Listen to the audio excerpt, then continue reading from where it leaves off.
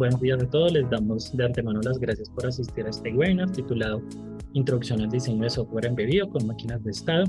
Este webinar es organizado por CIDEI. CIDEI es un centro de desarrollo tecnológico reconocido por MinCiencias, cuenta con más de 20 años de amplia trayectoria y su propósito es contribuir al desarrollo y crecimiento empresarial de Colombia mediante ciencia, tecnología e innovación. De esta manera, pues busca transformar el conocimiento en desarrollo.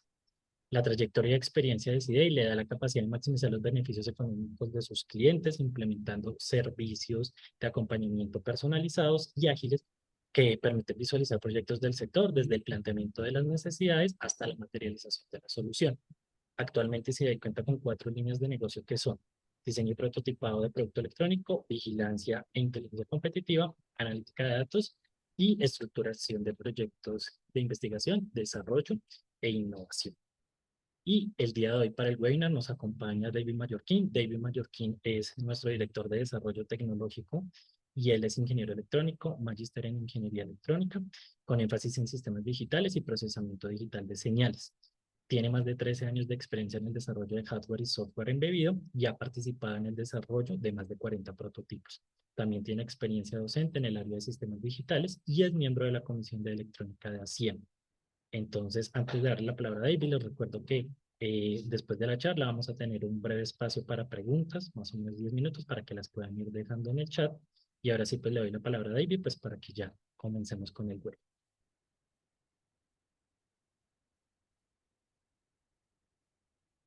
Listo, gracias Jorge. Bueno, buenos días para todos, bienvenidos a este webinar. Vamos a iniciar por los objetivos que vamos a tener para esta charla. El primero es comprender la importancia del diseño del software embebido.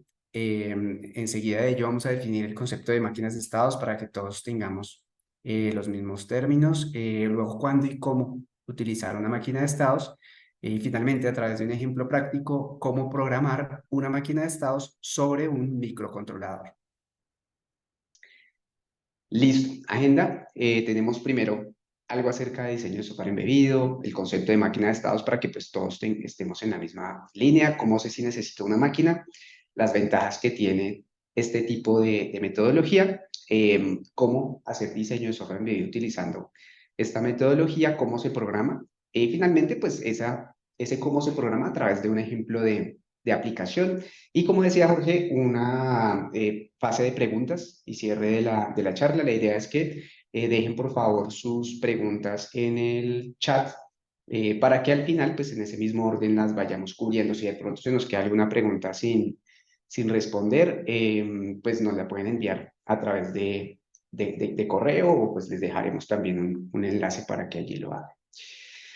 Listo, entonces iniciemos para ponernos en contexto con el software embebido, ¿vale? Para empezar a hablar de software embebido, es importante hablar pues de la división o de la clasificación entre pues computadores de propósito general y computadores de propósito específico. Los computadores de propósito general van a ser estos computadores que utilizamos a diario, ¿cierto? Nuestro computador de escritorio, nuestro computador portátil, incluso el propio teléfono celular, que hoy en día pues se convierte en un computador de propósito general, porque a través de él podemos crear contenido, generar imagen, video, documentos, etcétera, utilizarlo para todo, menos para llamar. Entonces se convirtió en un dispositivo de propósito general. Computadores de propósito específico, pues son aquellos que tienen una funcionalidad particular, que tienen efectivamente una programación con un conjunto de funciones específicas a cumplir. Y a esos computadores de propósito específico es a los que solemos llamar sistemas embebidos, ¿vale? Ejemplo de ellos tenemos muchísimos alrededor de nosotros. Unos audífonos Bluetooth, por ejemplo, una cámara de seguridad de las que nos encontramos pues en la calle, tiene su procesador, tiene su propio incluso sistema operativo para trabajar y hacer todo el procesamiento de las imágenes, un robot, un vehículo. En un automóvil puede haber 5, 8, 10 computadores diferentes, cada uno encargado de una funcionalidad específica dentro del vehículo.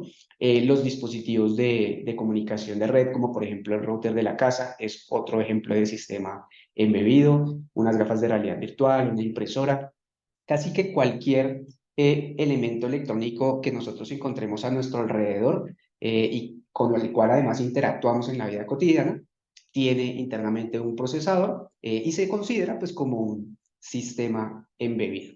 Entonces el software embebido es este software que vamos a programar sobre, bien sea un microcontrolador o para que sea ejecutado por un microprocesador. Y acá en esta diapositiva tenemos algunos ejemplos de lo que son pues algunas tarjetas de desarrollo, ¿vale? Para trabajar sobre microcontrolador y sobre microprocesador, de tal manera que pues también como que ampliemos un poquito el espectro, porque claro, hoy en día, digamos, con el auge de muchas de estas tarjetas de desarrollo y en particular con la fuerza que ha tenido la plataforma de Arduino, por ejemplo, en el desarrollo de prototipos, casi que se crea un poquito el mito de que cuando uno habla de microcontroladores habla solamente de Arduino, pero en realidad hay muchísimas marcas, hay muchísimos dispositivos y acá hay algunos ejemplos de ellos. La que está arriba a la derecha es una tarjeta de desarrollo de Texas Instruments que tiene un microcontrolador de 32 bits, un Cortex M3 para trabajar desarrollo de software embebido sobre esta arquitectura. Luego abajo tenemos una de las tarjetas más recientes de Arduino precisamente, en donde digamos que hay que hacer la aclaración de que cuando uno habla de Arduino no habla del microcontrolador, sino Arduino es todo un entorno, ¿vale? Y ese entorno y ese hardware utiliza microcontroladores de distintas marcas. Entre ellas, por ejemplo, en este caso, pues hay una tarjeta Arduino Pro orientada al desarrollo de aplicaciones industriales que tiene un procesador del fabricante Renesas, que es, digamos que muy poco conocido en el entorno académico, pero es uno de los principales fabricantes de microcontroladores y de hecho su razón de ser principal es el desarrollo de microcontroladores y esta tarjeta pues cuenta con un microcontrolador de esta marca en particular. A la derecha abajo tenemos una tarjeta de un ESP32 que pues es otro microcontrolador que ha agarrado muchísima fuerza debido a que incluye además de su microcontrolador de 32 bits, un stack para Bluetooth y para Wi-Fi. Entonces, en el mismo dispositivo, pues podemos tener un microcontrolador con comunicación directamente Wi-Fi y Bluetooth. Entonces, estos son algunos ejemplos de dispositivos basados en microcontrolador a la derecha y a la izquierda, dispositivos basados en microprocesador, en donde en ese caso, pues abajo está la muy conocida Raspberry Pi con su procesador, su módulo de memoria, su módulo de conexión Wi-Fi, y arriba la Pocket Beagle, que es del fabricante o de la empresa BeagleBoard, que tiene pues un procesador también de Texas Instruments y cuenta también pues con su módulo de memoria, comunicaciones, periféricos y corren ambas, estas dos, sistema operativo Linux. Bien, entonces vamos a tener esos dos tipos de sistemas embebidos, por decir, en donde para cada uno de ellos podemos hacer pues implementación de software embebido utilizando distintas metodologías.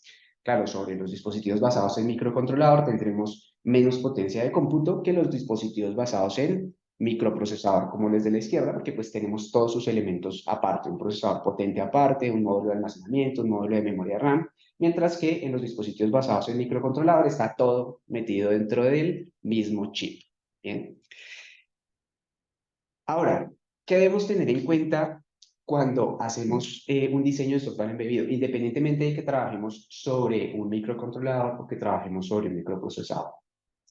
Lo primero es qué necesidad soluciona el sistema embebido, cuál es la problemática o el dolor que queremos resolver.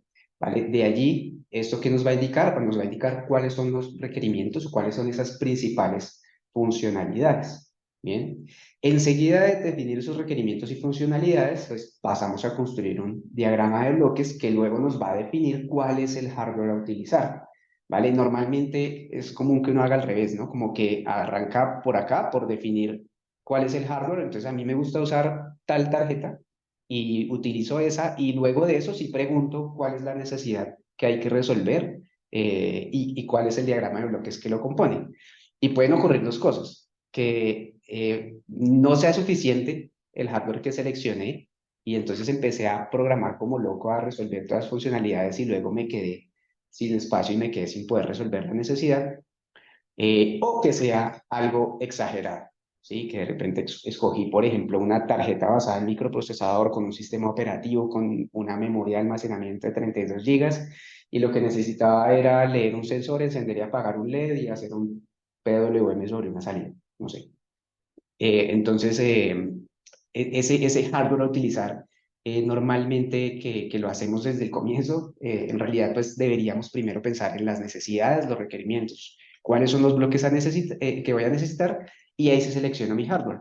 Eso me va a indicar luego qué herramientas de desarrollo debo seleccionar y, importante, mantener siempre el hardware desacoplado.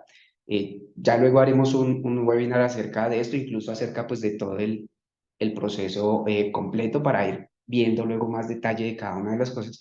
Pero en particular este componente de desacople de hardware es súper importante y se refiere a que la funcionalidad de mi sistema no sea completamente dependiente del hardware sobre el cual está montada.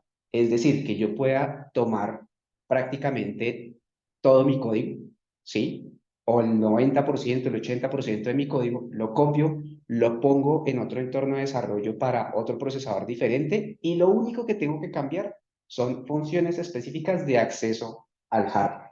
Entonces, eso va a ayudar a que en caso tal de que el hardware que yo utilicé me funcionó, trabajé sobre él, pero de pronto quiero agregar luego nuevas funcionalidades y eso me implica cambiar de microcontrolador, cambiar de microprocesador, pues que eso no me implique construir completamente desde cero el código. De allí la importancia precisamente del diseño del software embebido. Llegar a ese elemento que aparece allí en esa última viñeta, a que nuestro software embebido quede desacoplado perdón, del hardware y que de esa manera tengamos entonces formas de ajustarlo, mejorarlo, migrarlo, sin que eso nos implique todo un proyecto completamente nuevo.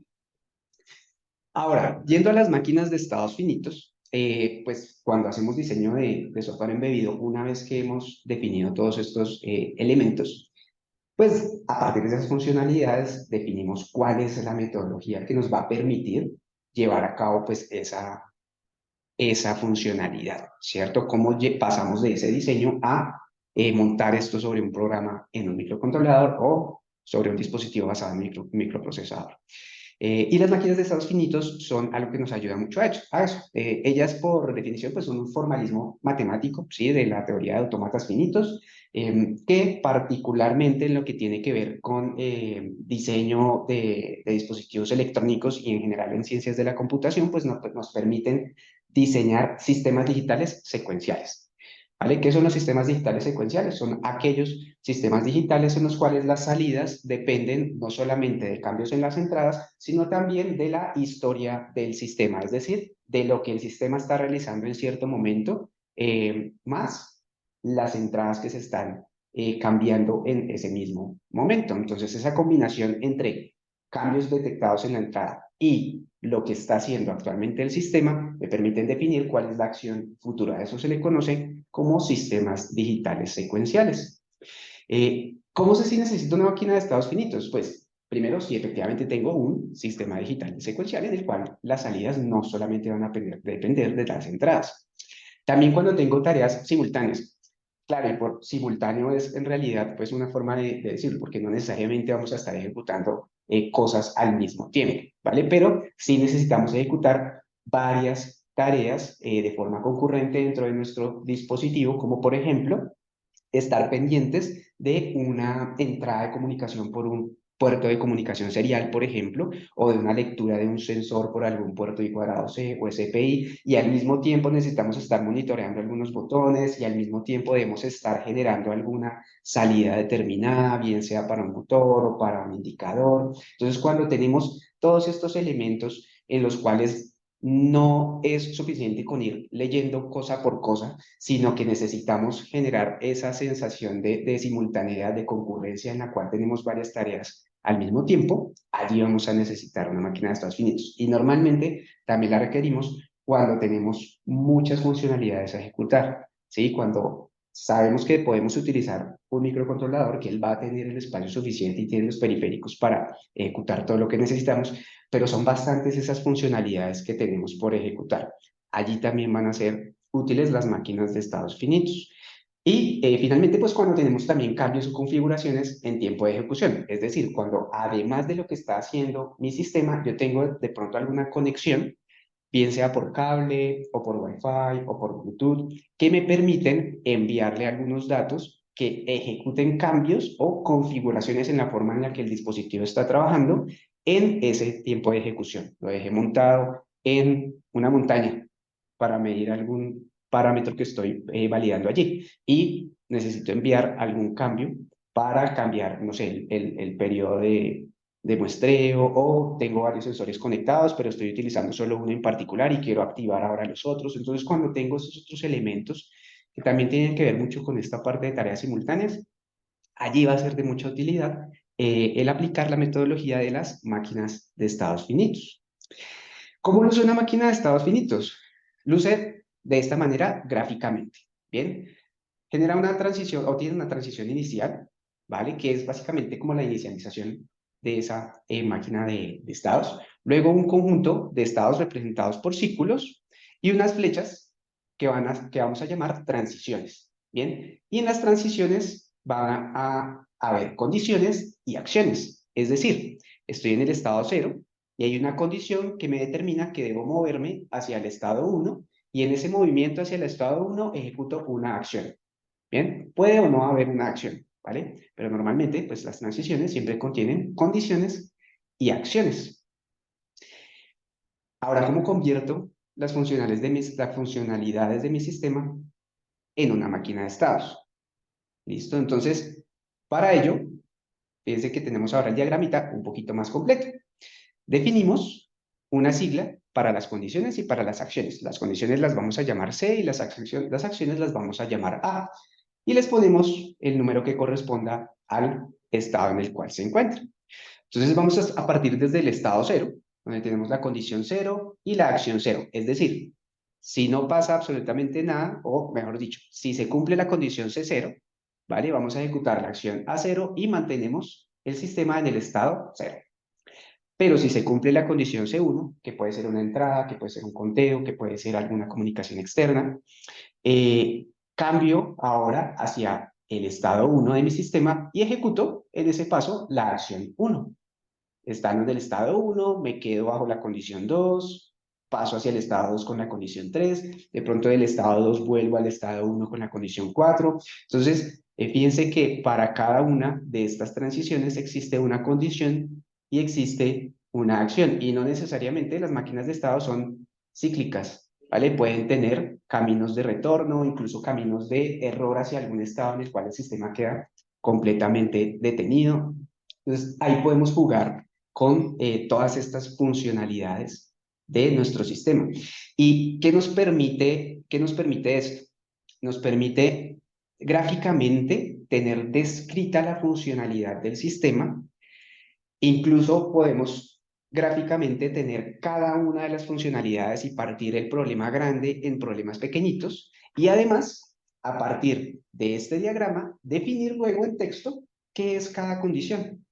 No es necesario que acá escribamos el código específico del lenguaje de programación el cual vamos a utilizar, pero sí podemos poner en texto qué es lo que queremos hacer con cada condición y con cada acción. Entonces, por ejemplo, en la condición 0, si la entrada X es mayor que el valor B, la acción A0 será, la salida será igual a 1 y se iniciará un conteo. ¿Sí? Entonces, de esa manera podemos poner cada una de esas funcionalidades y acciones. ¿Bien? ¿Qué ventajas nos va a dar esto? Primero, facilidad de diseño, porque el tener en un gráfico descrita la funcionalidad del sistema nos permite en un solo vistazo tener todos los elementos que queremos cubrir. Segundo, considerar todos los casos posibles. El diseño basado en máquinas de estado nos permite que cuando estamos viendo gráficamente estas condiciones, acciones y estados por los cuales pasa nuestro sistema, podemos identificar rápidamente si hay algo que nos falta.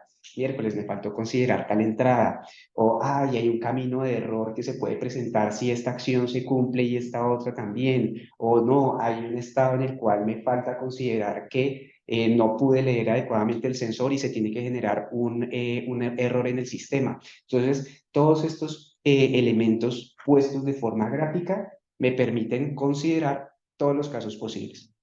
Tercero, es una forma de hacer multitarea sin sistema operativo. Bien, más adelante podemos hacer algún otro webinar acerca de sistemas operativos. Y porfa, también anoten esas cosas, ¿no?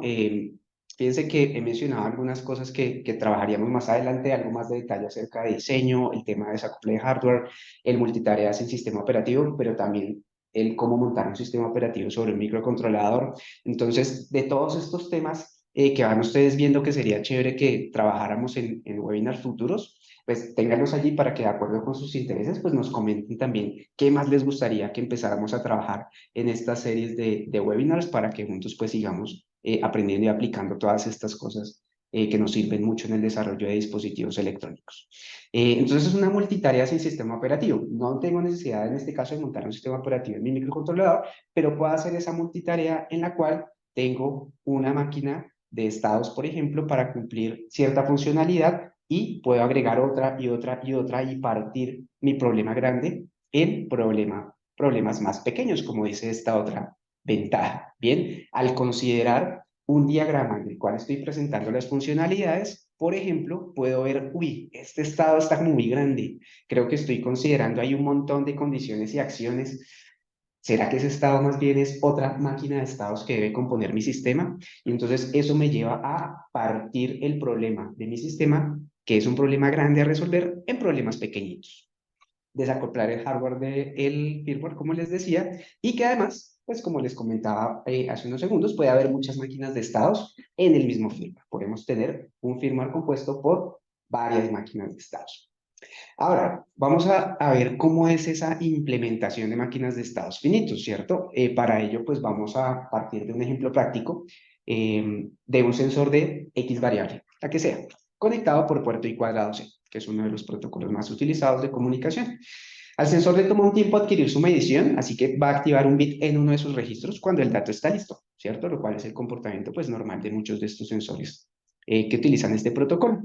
Se debe medir esa variable cada t segundos. Hay un umbral de alarma U, el que sea, para la variable y con dos botones se sube o se baja a dicho umbral. Si se supera ese umbral, se activa una salida que parpadeará P veces, E segundos encendida y A segundos apagada. Fíjense que no le puse números, nada, de tal manera que ustedes pues acá puedan ver que todo esto nos permite crear una funcionalidad genérica sobre la cual yo puedo hacer modificaciones y que es independiente del hardware sobre el cual lo implemente. Entonces tenemos esto que cumple con lo que veíamos, ¿no? Varias funcionalidades, varias cosas que tengo que hacer de forma concurrente y pues un sistema que depende no solo de los cambios en las entradas, sino también del estado que se encuentre ejecutando. Entonces, ¿qué funcionalidades tenemos? Eso es lo primero. ¿Cuáles son las funcionalidades? Tenemos tres funcionalidades. Leer periódicamente un sensor de X variable. Eso es una funcionalidad. Y puedo describirla solita, a ella sola, de tal manera que luego pueda desacoplarla y llevarla a cualquier otro diseño sin tener que depender o que esté ya amarrada al resto de funcionalidades del sistema. ¿Qué otra funcionalidad tengo? Leer dos botones para subir o bajar el valor de un umbral. ¿Qué otra? Generar una salida que se enciende por E segundos, se apaga por A segundos y se repite P veces. Esas funcionalidades le vamos a agregar una cuarta funcionalidad, que es la que nos permite amarrarlas todas, y es esperar por un nuevo dato X, ¿cierto? Leído a través de esta funcionalidad. Si es mayor que el umbral U, configurado a través de esta otra funcionalidad, se activa la salida. Esa salida se activa en esta otra funcionalidad. Entonces, fíjense que partimos ese problema en tres problemas chiquiticos más un cuarto problema chiquitico que me enlaza todo. ¿Listo? Ahora contemos la historia, ¿cierto? ¿Cómo contamos esa historia?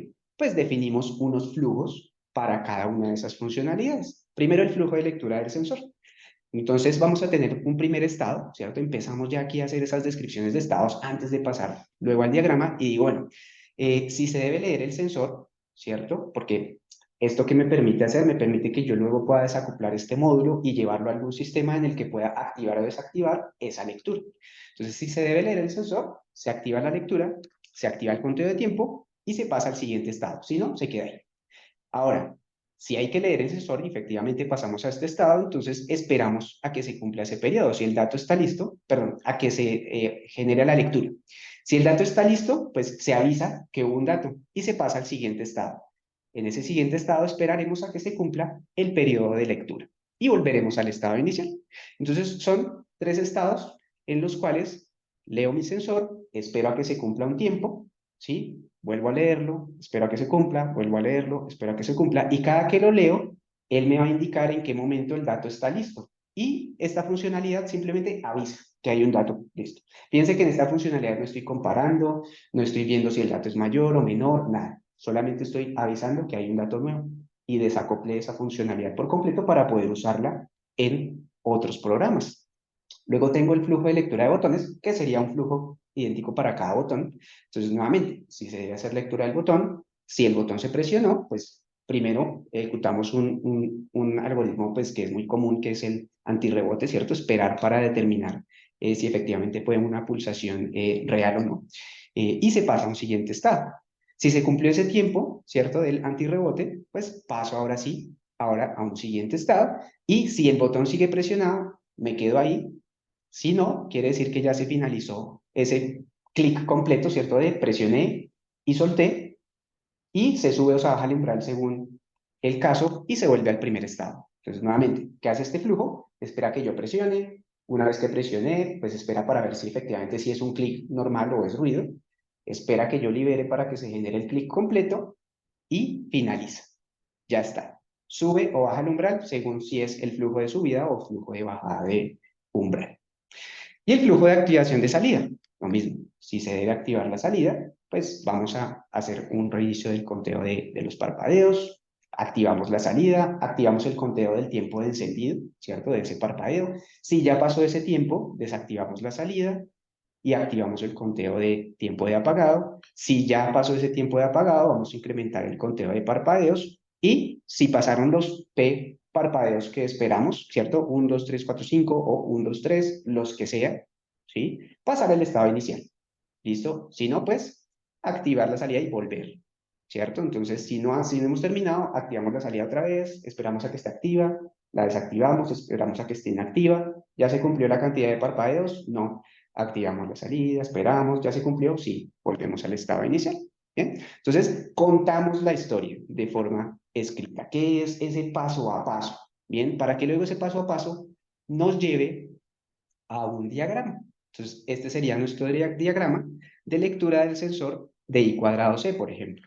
Entonces, tenemos una estado inicial de activación o inicialización de variables que normalmente ocurre fuera de la función que nos va a ejecutar el estado. Normalmente hacemos esa activación por fuera, ¿vale? En algunos casos podemos tener alguna activación de variables o de inicialización, perdón, de variables dentro de la propia función que nos va a ejecutar la máquina de estados, pero normalmente ocurre fuera de ella, para que una vez llamemos la máquina de estados o la función que ejecuta nuestra máquina de estados, ya todas sus variables estén inicializadas.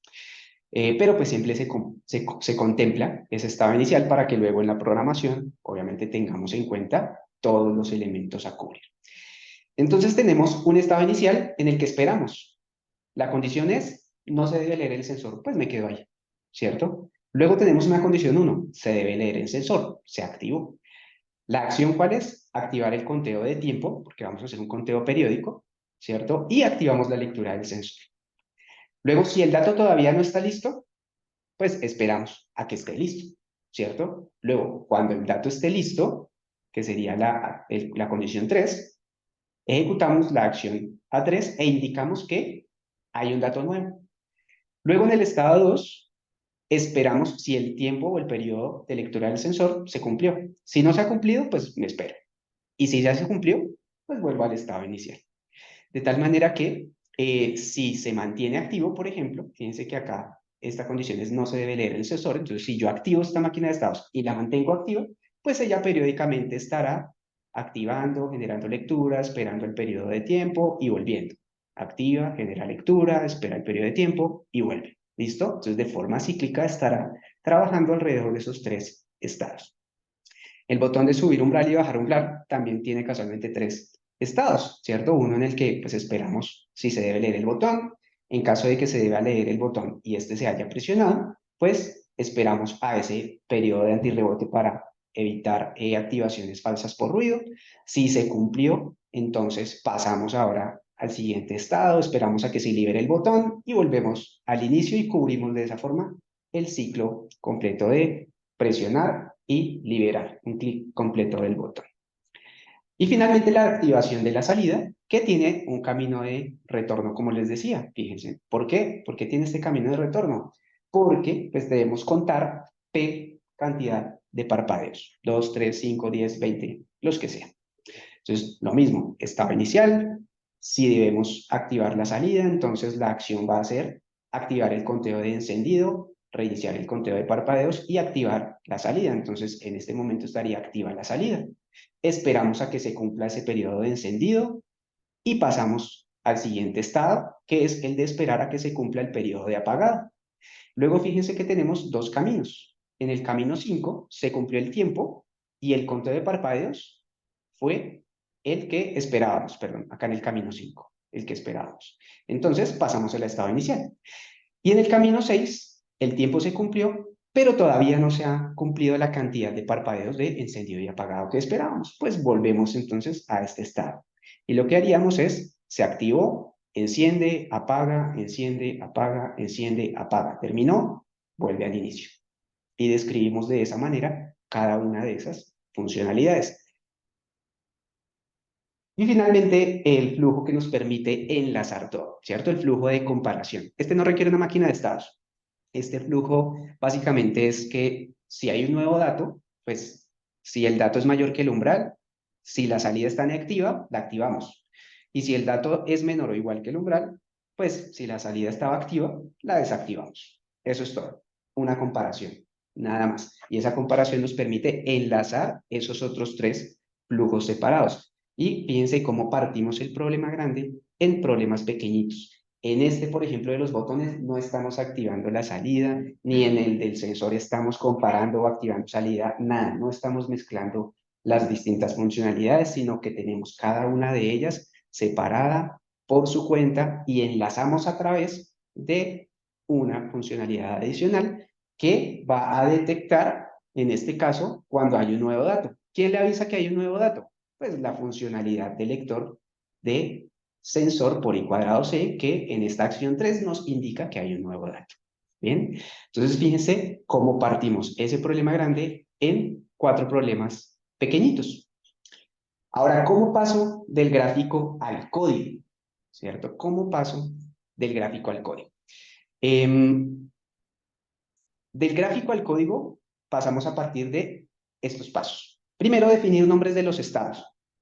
¿Cierto? Entonces, acá tengo pues un estado que llamé estado 0 y a este también lo llamé estado 0 y este también, ¿vale? Entonces, ¿qué quiere decir esto? Que yo podría, por ejemplo, de la misma forma gráfica, generar un nuevo dibujo en el que le pongo nombres específicos a cada estado, ¿cierto? O directamente tomo mi gráfico y digo, bueno, al estado 0 lo voy a llamar inicio y al estado 1 lo voy a llamar, por ejemplo, este que es el de la salida, activar salida y al estado 2 desactivar salida. ¿Cierto? Entonces le asigno nombres a los estados. Luego construyo una función para la máquina de estados. Y acá viene una primera pista pues, de la forma básica de construir máquinas de estados en programación. Y es hacer un switch. Bien, el switch pues, es una sentencia que nos permite seleccionar entre varias alternativas y de acuerdo con esas alternativas ejecutamos un segmento de código. Eso es muy similar a esto que está en este gráfico. Si estoy en el estado 0, voy a evaluar estas condiciones y a ejecutar estas acciones. Si estoy en el estado 1, ¿cierto? Como el case estado 0, evalúo y ejecuto. Case estado 1, evalúo y ejecuto. Case estado 2, evalúo y ejecuto. Entonces, defino un switch de los estados. Construyo mi función, el esqueleto de mi función. Y a partir de luego construir ese esqueleto de mi función, pues defino todas estas funciones adicionales para las acciones que voy a tener que ejecutar. Finalmente, llamo periódicamente a la función de la máquina de estados a través de un polling. El polling es llamar repetidamente a un conjunto de funciones para ejecutar determinados pasos. Vamos a ver ahora cómo se programa esto. ¿Listo? Entonces, para ello vamos a tomar nuestras máquinas de estado, ¿cierto? Y voy a irme a un código que tengo ya descrito. Entonces vamos a cambiar la pantalla al código. Listo. Acá ya creo que están viendo nuestro código. Entonces, démosle acá un poquito más de zoom. ¿Qué es lo primero? Vamos a ir paso por paso. Voy a quitar todo esto de acá. Primero, macro definiciones para los estados de cada máquina, ¿vale? Esta es la implementación básica. Yo sé que seguramente van luego a surgir preguntas como, bueno, ¿y esto se puede optimizar o no? Yo lo vi que está como que no es tan chévere, usa mucho código, ¿vale? No importa. Por ahora es cuál es ese paso básico desde el gráfico hacia el código. Ya luego podemos mirar de qué forma lo podemos optimizar. Primero, macro definiciones para los estados de cada máquina. Entonces, es lo que les decía ahorita, nombres para cada estado. Máquina de lectura del sensor. Defino una máquina de lectura sensor, entonces le llamo acá a esto FSM para definir qué es una macro definición que hace referencia a un estado de una máquina de estados, cuya abreviación es LS, lectura del sensor, y el estado se llama espera de inicio. ¿Listo? Estos son pues, parte como de buenas prácticas de sintaxis, ¿vale? De código fuente, que también puede ser otro tema chévere para un webinar, para ver cómo de qué manera podemos organizar mejor nuestro código, asignar nombres, etcétera. Ese puede ser también otro tema súper interesante para trabajar a futuro. Listo, ténganlo ahí, si les interesa, cuéntenos también al final si es de interés de ustedes ese tema. Y le asignamos pues su código correspondiente, el 0, el 1 y el 2, ¿cierto? Entonces a este lo llamé espera de inicio, lectura y espera de periodo, ¿cierto? Luego de eso tenemos máquina de lectura del botón subir umbral, SU, espera de inicio, espera de rebote, espera de botón, bajar umbral, BU, espera de inicio, espera de rebote, espera de botón, y activación de salida, espera de inicio, espera de tiempo de encendido y espera de tiempo de apagar. ¿Listo? Entonces, si vamos nuevamente a nuestra máquina de estados, podemos ver que en el diagrama tenemos el estado 0, 1 y 2 de lectura de sensor, ¿cierto? La espera, la lectura y esperar el tiempo. Para el botón, la espera, el presionar el botón, el liberar el botón. Para la activación de salida, la espera, activo, desactivo, activo, desactivo, o enciendo, apago. ¿Listo? Entonces, a partir de esa descripción de los estados, definimos sus nombres, ¿cierto? Espera de tiempo encendido, espera de tiempo apagado. Luego de eso definimos unas variables globales para las máquinas de estados, es decir, la variable de estado de cada una de ellas. El estado de lectura del sensor, el estado del botón del subir umbral, de bajar umbral y de activar la salida. Bien, espera de inicio, espera de inicio, espera de inicio, espera de inicio. Inicialice cada una de estas variables en el estado que le corresponde. Luego defino unas banderas de activación de las máquinas de estados. Y acá es donde podría de pronto haber una primera optimización, ¿cierto? En lugar de usar 4 variables, una para cada bandera, pues puedo usar una sola variable. Es algo que se puede ver también más adelante. Tengo una variable que me indica si debo leer el sensor, si debo subir el umbral, si debo activar el botón de subir umbral, activar el botón de bajar umbral y activar la salida. Y una para comunicación entre funciones. ¿Qué comunicación requiero en este caso entre esas funciones o entre mis máquinas de estado, ¿cierto? Llamémoslo acá, entre máquinas de estado.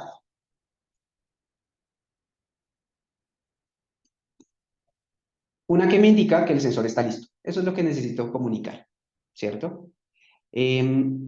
Luego de esto, empiezo a definir mis funciones. Y acá es donde fíjense que entra nuestra sentencia switch. La función de lectura del sensor. ¿Qué hace esa función de lectura del sensor? Pues primero, hay un estado inicial en el cual espera. Si la bandera de lectura del sensor está activa, es decir, se activa esa máquina de estados, pues llamo a una función que me activa el conteo del periodo de tiempo. Me activa la lectura del sensor y paso ahora a el siguiente estado, que es el de lectura del sensor, es en el cual voy a esperar a que el dato esté listo. Entonces, fíjense que acá no agregué ninguna función, ni un temporizador, ni acá indiqué cuál es el hardware que voy a usar, simplemente son 2 funciones. Estas dos funciones que tengo que hacer luego, pues crearlas y definir dentro de ellas si voy a usar un temporizador, si voy a usar la función milis, por ejemplo, del entorno de Arduino para hacer ese conteo. Acá en la lectura del sensor, sí, pues va a ser por i cuadrado c o SPI, en este caso pues sería i cuadrado c, pero pues definiría allí las funciones correspondientes al microcontrolador o microprocesador que yo esté trabajando. Entonces, fíjense que esta funcionalidad me queda independiente del hardware. Lo único que la enlaza con el hardware es esta función, que se define luego para el hardware específico. Luego, cuando estoy en la lectura, ¿qué hago? Revisar si el dato del sensor está listo. Y esto nuevamente está en una función que devuelve un true o un false. ¿Y qué hace? Leer el registro que le corresponda, el que sea de este sensor. Y si cambio de sensor y ahora ese sensor lee otro registro, no importa, esta función no va a cambiar. Lo que cambia es el contenido de esta otra función que me indica si el dato o no, si el dato está listo o no.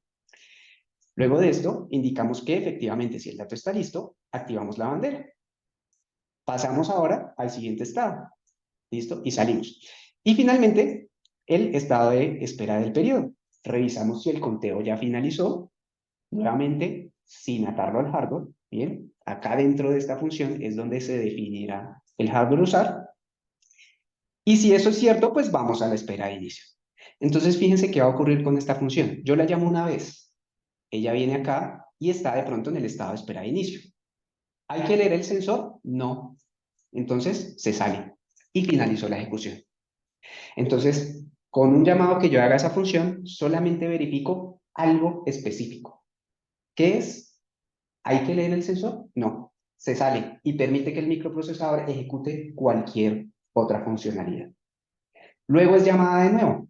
¿Hay que leer el sensor? Sí. Ah, bueno, hago esto, paso al siguiente estado y break. Se va. ¿Listo? Y permite que utilicemos el procesador para otra cosa. Luego la vuelvo a llamar. Ahora estoy en este estado. ¿El dato está listo? No, sálgase y libere el recurso del procesador. Entonces, fíjense que de esta manera, partiendo el problema grande en problemas pequeños y siendo luego esos problemas pequeños estados con pocas líneas de código donde verifico algo y ejecuto una acción, eso me permite utilizar el microcontrolador para muchas cosas, casi que de forma simultánea o generar ese efecto de simultaneidad.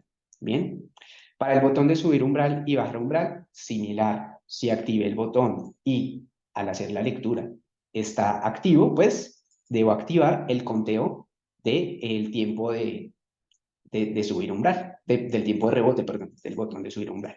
Igual, independiente del hardware. Y paso al siguiente.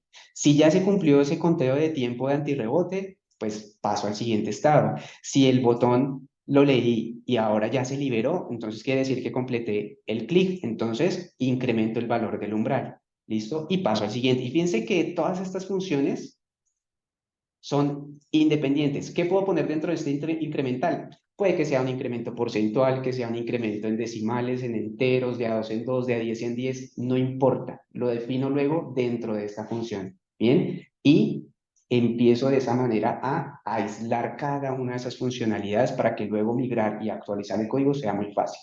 Bajar umbral funciona exactamente igual y la activación de la salida, pues va a ser muy similar. Un caso en el que espero el inicio. ¿Hay que activar la salida? No. Break, se va y me permite ejecutar cualquier otra cosa. ¿Hay que activar la salida? Sí. Reinicio el conteo de parpadeos, que lo mismo dentro de esta función puede ser lo que sea. Activar una variable global, un elemento dentro de una estructura, lo que sea. Activo el conteo de encendido y activo la salida. Esta función de activar salida, ¿qué puede ser? Puede ser una señal analógica, puede ser una señal digital, puede ser una conexión con algún otro periférico, lo que sea. Queda desligado de ese hardware. Y paso al siguiente estado. Espero el tiempo de encendido. ¿Se cumplió el tiempo? No. Sálgase. Continúe. ¿Se cumplió el tiempo? Sí. Active el conteo de apagado, incremente los parpadeos, desactive la salida, pase al siguiente. ¿Se cumplió el conteo? Sí. ¿Ya se cumplieron los parpadeos? Sí, vuelva al inicio. ¿Ya se cumplieron los parpadeos? No. Active de nuevo el conteo de encendido, vuelva y active la salida y espere en el estado anterior, que viene siendo este de acá. Bien, entonces fíjense cómo efectivamente cada uno de estos estados tiene a lo sumo 8 líneas de código, no es más. Bien, de esa manera organizamos nuestro sistema. Cuando ya empezamos a ver que nuestros estados tienen muchas líneas de código, atentos, puede que sea un estado complejo que debamos dividir en varios estados o que incluso debamos convertir en una máquina de estados completa. Y finalmente la función que nos amarra todo, la función de evaluar el dato. Bien, ¿qué hace ello? ¿El dato del sensor está listo? Sí. Ah, ok. Desactivemos la bandera para que enseguida, ante un nuevo dato, pues vuelva a quedar activa por la función que le corresponde. Hacemos una lectura del dato del sensor y esa lectura es mayor que el umbral. Sí. Entonces, vamos a revisar. ¿La salida ya estaba activa? Sí, pues ¿para qué la activamos otra vez? ¿Estaba activa? No, no se había cumplido el umbral. Ah, bueno, activémoslo, ¿cierto? Y si el dato no es mayor que el umbral, entonces la salida estaba activa. Sí, aún, apáguela porque ya el dato no es mayor que el umbral. Y nuevamente, esto queda desligado del hardware y esto queda desligado del hardware. Esto puede ser una función aparte en otro archivo que nos entrega el valor del umbral que estamos modificando y esto puede ser una función de lectura en la que tomamos el dato y le hacemos algún procesamiento, tenemos que promediarlo, lo que sea. ¿Listo? Entonces fíjense cómo esto nos desata las funcionalidades específicas del hardware y del procesamiento que hagamos en cada uno.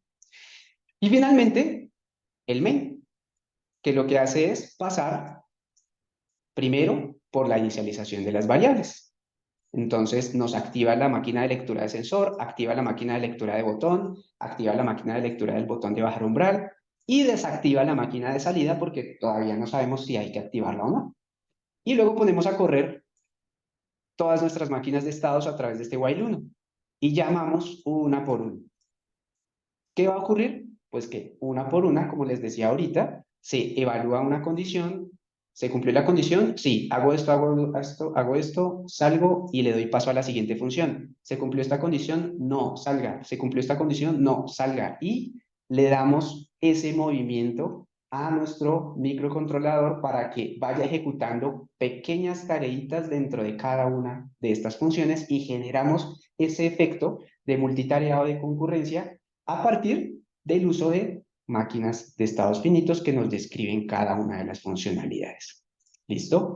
Entonces, esa es una forma en la que muy fácilmente hacemos esta implementación y pasamos de nuestro diagrama a un código escrito, ordenado, desacoplado del hardware que está listo para ejecutar esta funcionalidad en particular.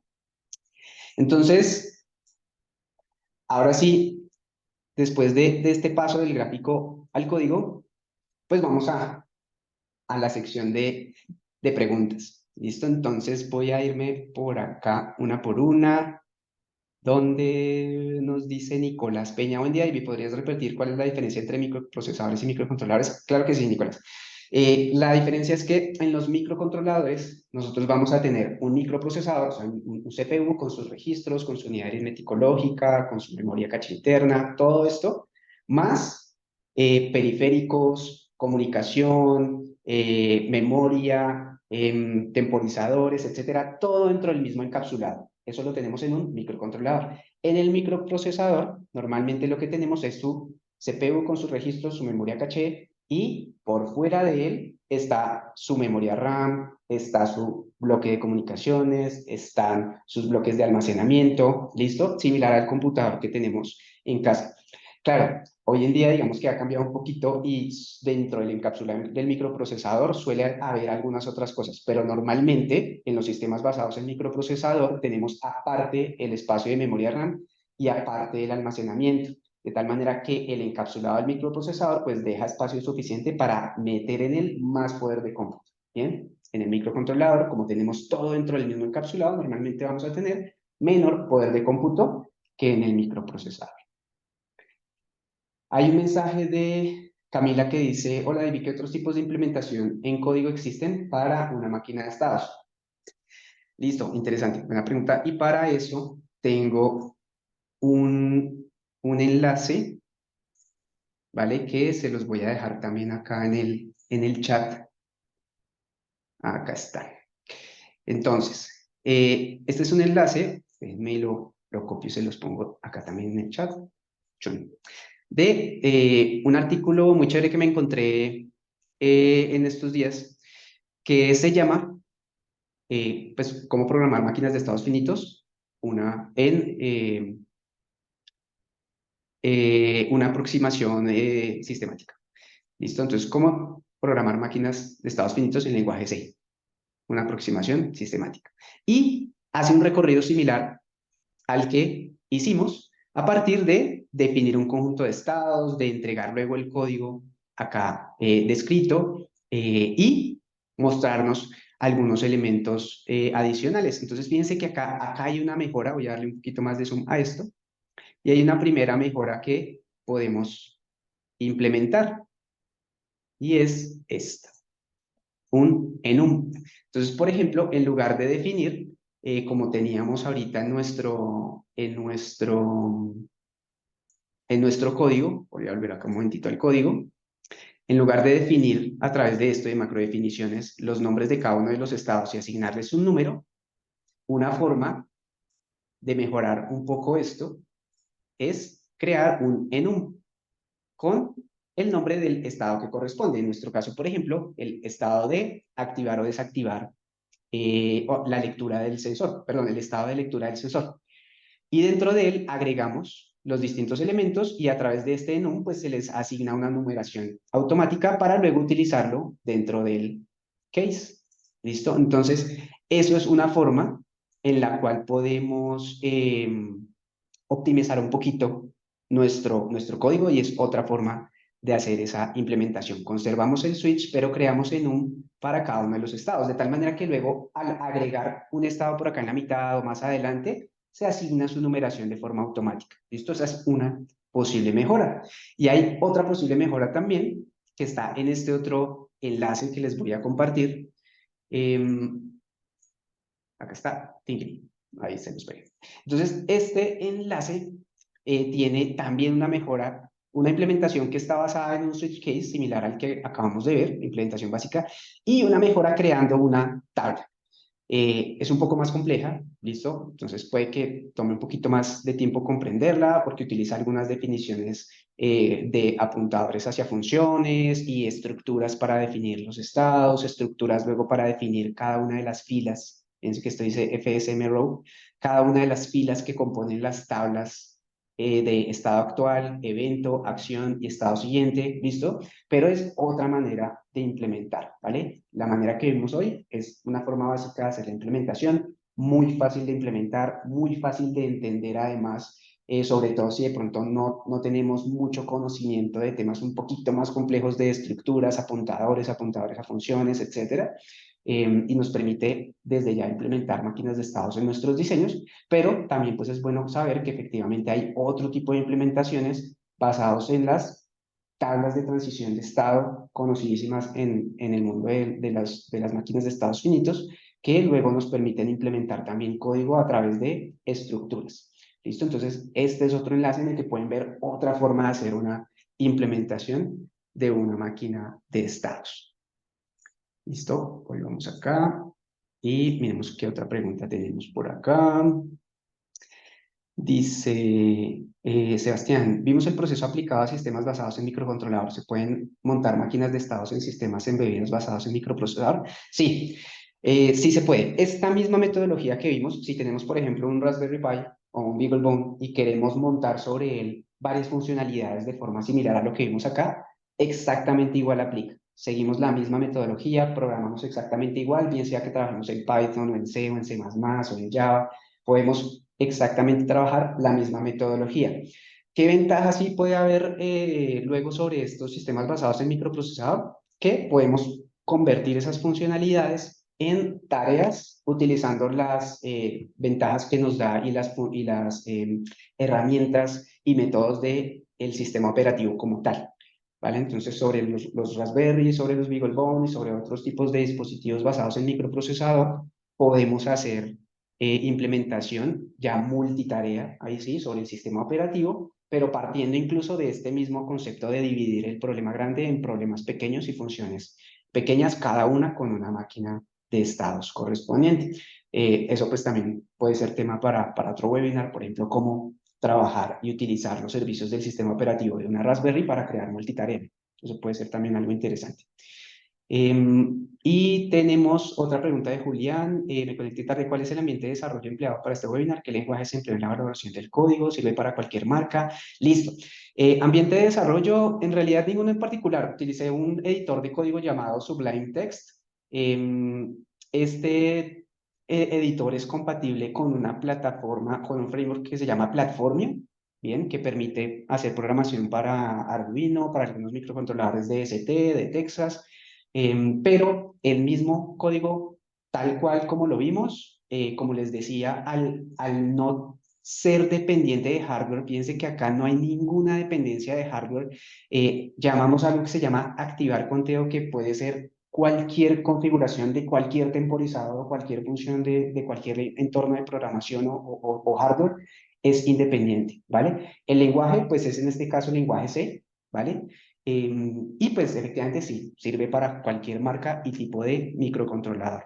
Puede ser de 8 bits, de 32 bits, microcontrolador, microprocesador. En cualquier caso es válido. ¿Por qué? Porque no tengo ningún acople específico dentro de mis funciones con hardware. Eso se lo dejo a estas otras funciones que mencionábamos acá. Dentro de ellas ya uno puede definir lo que necesite de su acceso a hardware. ¿Bien? Y finalmente, a ver, Luis Ángel dice, una ventaja adicional de las máquinas de estados es la facilidad para poner el microcontrolador en modos de bajo consumo para ahorrar energía. ¿Nos puede hablar sobre las consideraciones para implementar modos de bajo consumo y las interacciones con las interrupciones?